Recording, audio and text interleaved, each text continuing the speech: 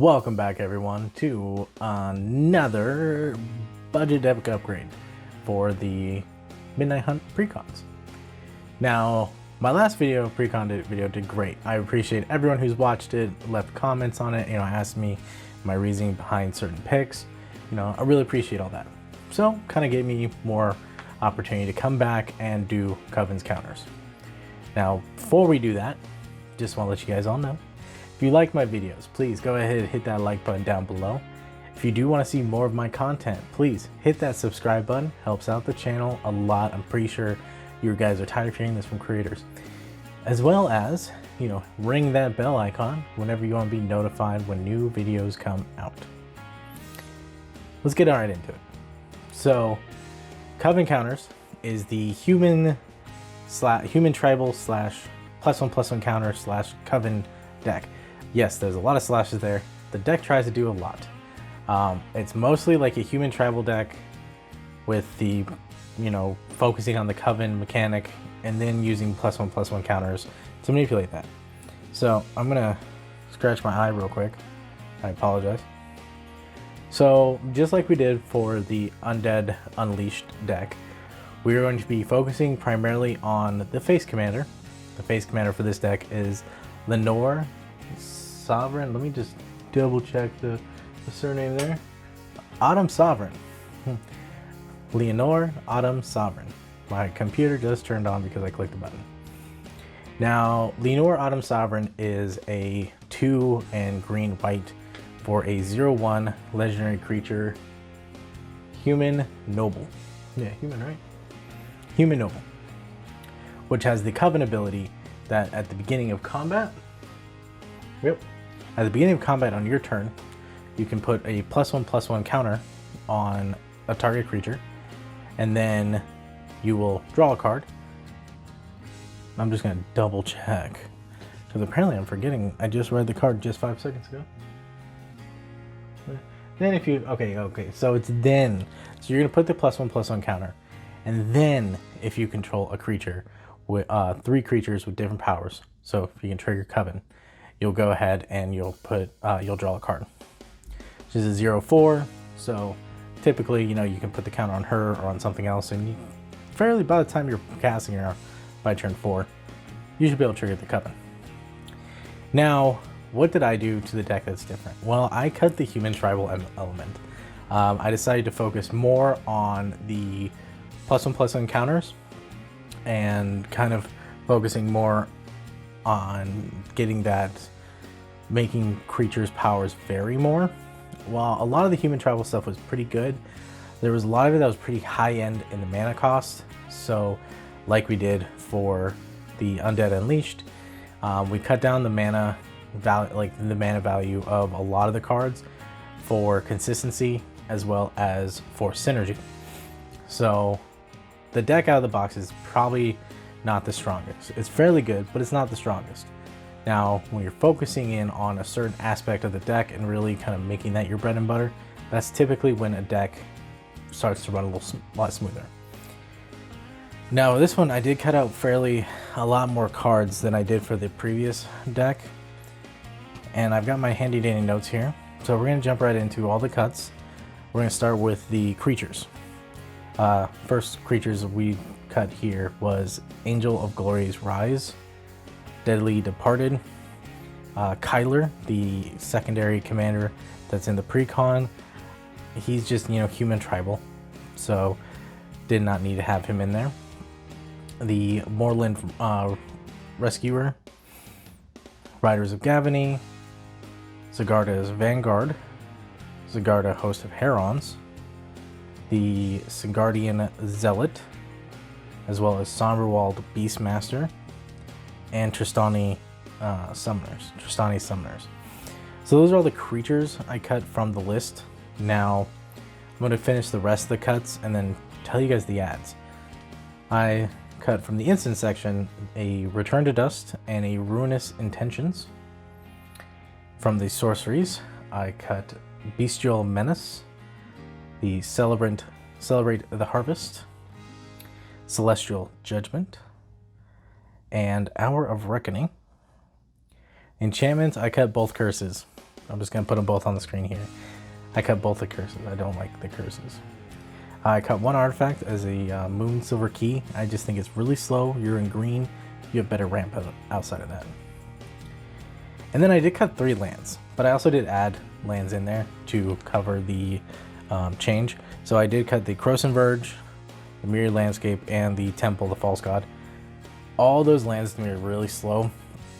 Temple, the False God, you have to have the 5 additional lands to, get the 2 mana off of it.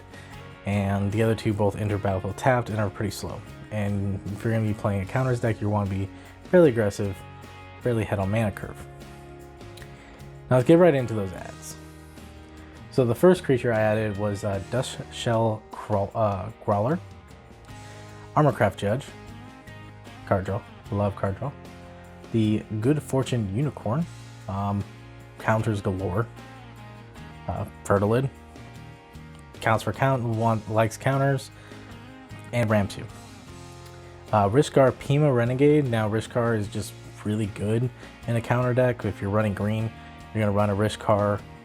He's gonna make all your dudes tap for green mana.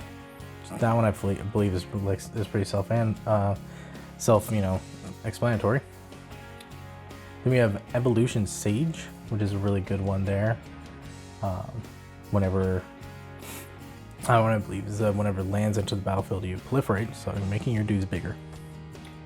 Knight of Autumn, because it's just really good. Price has dropped tremendously since rotation. Doesn't see much play outside of any other format besides maybe Commander. Then we have Catalyta, the legendary from the actual set, that it does care about, gives you like your creature's protection from werewolves, which I don't think is going to matter too much. What really counts there is the tap, pay 2, and put the 1/1 counters on everything. So, and then Hamza, which is big elephant, makes dudes cost cheaper the more counters placed on them. Really, really good. Pollenbright Druid, which is super solid.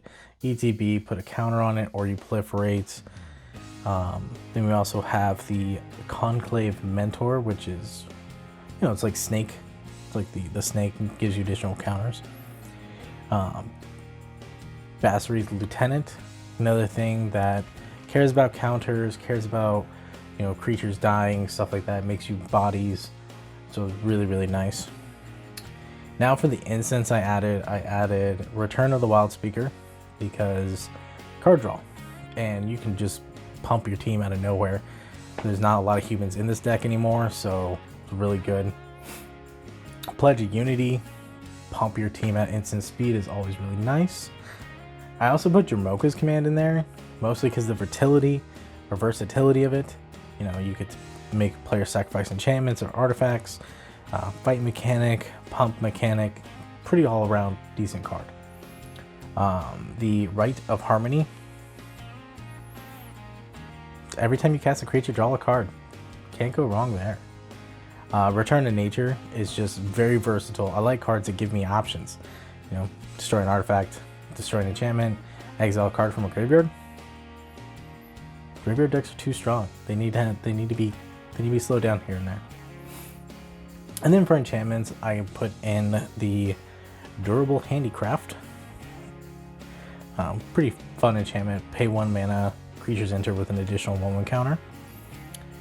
Path of Discovery, giving all your creatures the ability to explore is not only really good for card advantage, but it's also very good for the counters because you get to put the counters on because of Explore. And then we have also the Retreat of Kazadu. Retreat of Kazadu, which is just, ET lands into the battlefield, put a 1/1 counter on a creature, gain some life. Typically, you're just going to be putting the 1/1 counter on a creature, and really good with Fertilid actually. Kind of a pseudo combo there. And then I added one Planeswalker, which was Basari Ket himself. Super solid Planeswalker, cheap to get a hold of, cheap mana to cast, and cares really about the counters and pumping your dudes.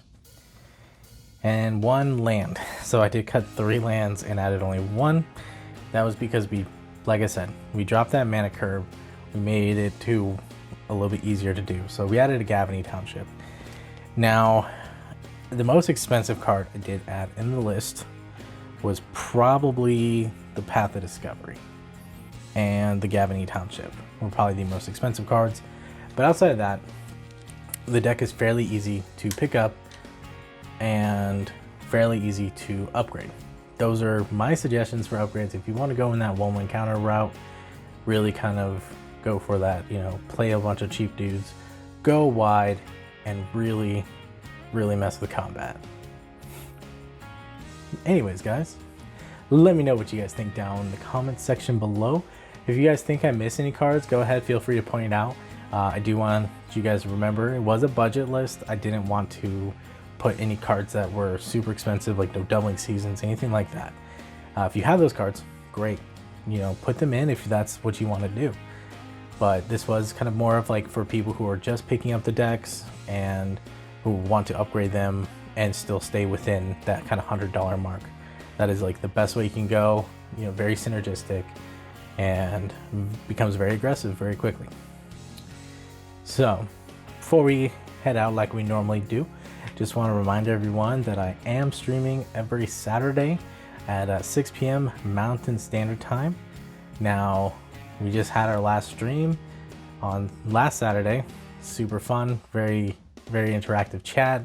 Everyone there was awesome. We played some arena, some standard on arena, and then I switched over to some spell table. So look forward to seeing some highlights from that game. I only got a chance to actually record one of the games. The first game was like 2.5 hours. The last game was only like an hour. So I'll condense that down to like 30 minutes and we'll go from there. But as always, guys, thank you for watching and play more games.